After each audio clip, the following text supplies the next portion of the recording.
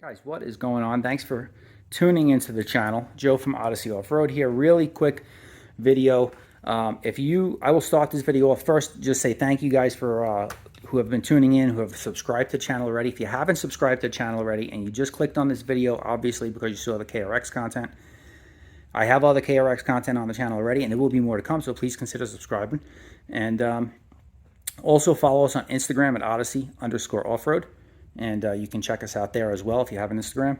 And so let's get to it. I'll say, if you're on the fence, if you haven't bought a machine yet and you're looking for a machine that's easy to work on, that you can do it yourself, you don't feel like you're very skilled and you've never wrenched on your own stuff before, and you want something that you can work on yourself and it's not super difficult, this is the machine for you. This is by far the easiest machine to work on, change fluids, than any machine. And I've had, if you scroll back through my channel, you see I've had many machines.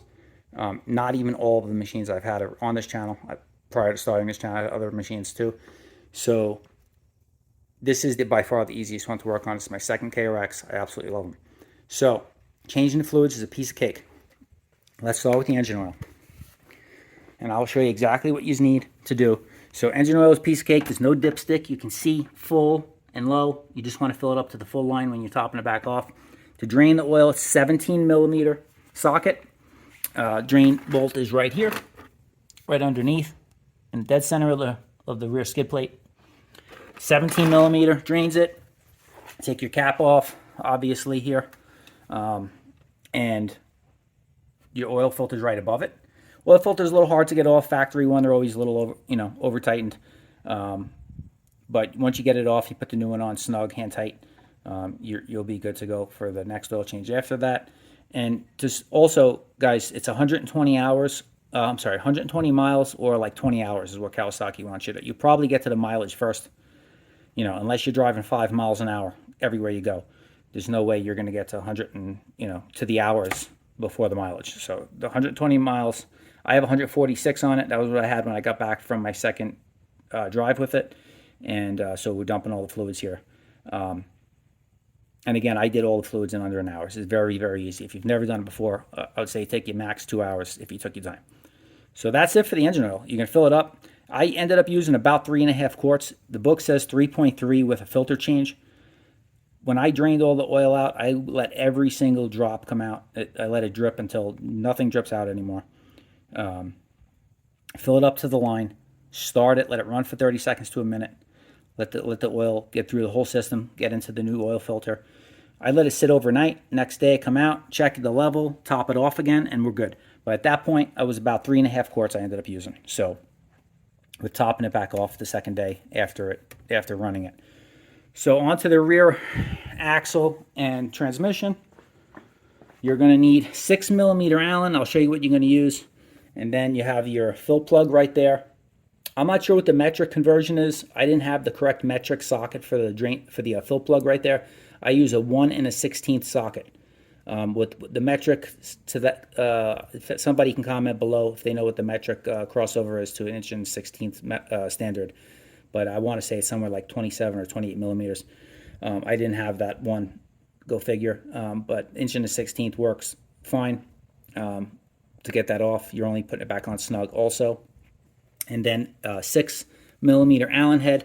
You can see the drain. It's right below it right there. See where the hole is in the pan? Right here.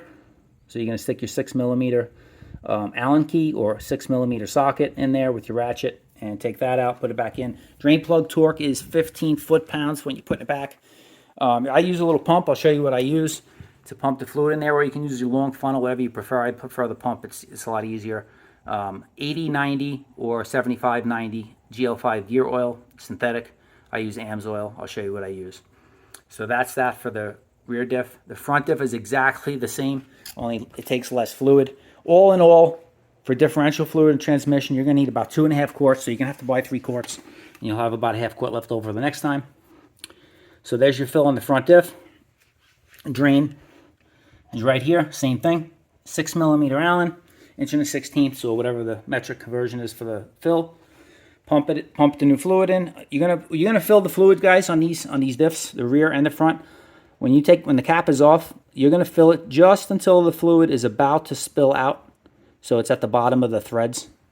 So when the oil is just about to start coming out of the unit and spilling, put the cap on, it's full, okay? And then for the oil until it's at the full line. It's super easy stuff. So then the other thing you're going to want to do is you're going to want to check your air filter. I check my air filter pretty regularly. It's dusty here in Arizona. I check mine prior to my first drive just to make sure it's even seated right from the factory and it's all good to go. But that's the cover right here. It's behind your seat. It's behind this driver's side rear seat. Just pull the lever. Seat comes off of the latch there. Pull these plastic pins out. This one could be a little bit of a pain in the neck on that one. For some reason it sticks, but you see it comes right off. And then you have your cover there. You flip your clips. Air filter's in there. It's just like checking your automotive air filter there at that point, you know. These clips are used on auto air filters as well on your car. And that's it. That is super easy. I mean, this stuff's not rocket science. This is simple stuff. Anybody can do it. Don't be intimidated. This is a very easy machine to work on. As you can see, everything's very accessible. And that's what I love about it. There are very many machines on the market that, for some reason, it is just extremely difficult. They make it to get to the oil fill or to get to the drain bolts or the positioning of where the oil filter is. It's just oil runs all over. This machine's not like that. Everything's accessible. The oil comes out, doesn't spill all over the place. It's very, very easy to work on. Minimal tools, minimal mess. So this is what I use here. 6mm Allen, 17mm socket for the drain bolt for the engine. 1.16" socket, you know, it's right here, 1.16" socket on the long extension for the fills on the differentials. And then for fluid, you're going to want to make sure you don't go to the Walmart or Wally World or wherever you get your automotive oil and buy, you know, automotive oil. Because I don't care what anybody tells you. I've been using this oil my whole life in all my machines, and I've never had a problem.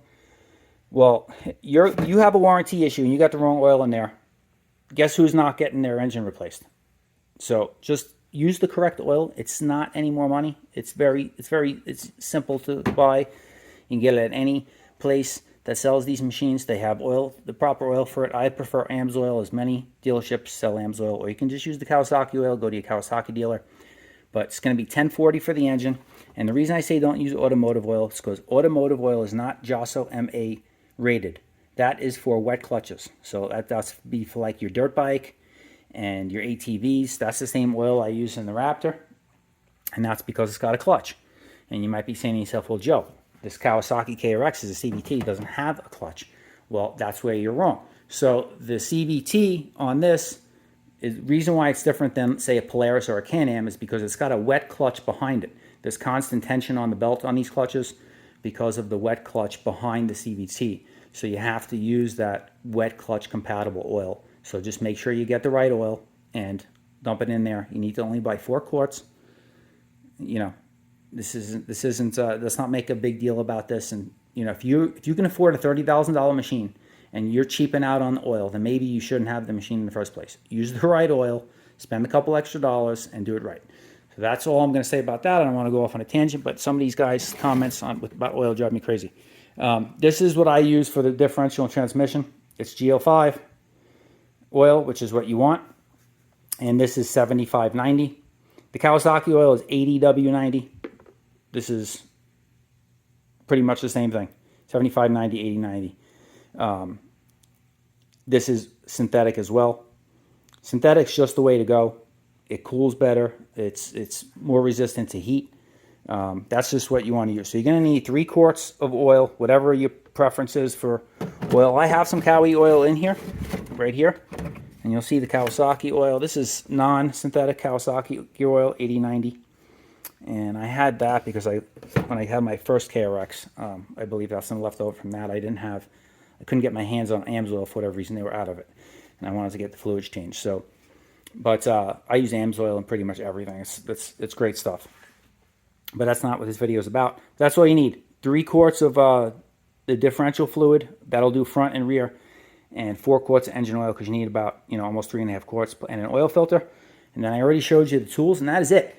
If you've never done it before, you could take your sweet time, 2 hours maybe. It's not a hard job at all. So I hope this was a little bit helpful for somebody and informative. And if you were thinking about buying a machine and you want a machine that's easy to work on and you're watching this video, I can promise you this is probably the easiest machine to work on. So if that is one of your main priorities and one of the boxes you need to check with your machine purchase that has to be easy to work on, this is the one for you. There are many other machines on the market that are an absolute atrocity to work on, and you're going to want to, send it off a cliff when you're done doing the maintenance on the machine, because that's how difficult it is. This is not that machine. This is a piece of cake. It's a pleasure to work on. Again, it took me 1 hour, changed all the fluids. I came out here after dinner, bang, bang, boom. They're all done. So that's it, guys, on this one. Thanks for tuning into the video, and please consider subscribing if you haven't already. Hit the little notification bell there so that you get alerted and you don't miss the next video that's posted. So again, thanks for tuning in. Ride safe, and we'll see you out on the trail.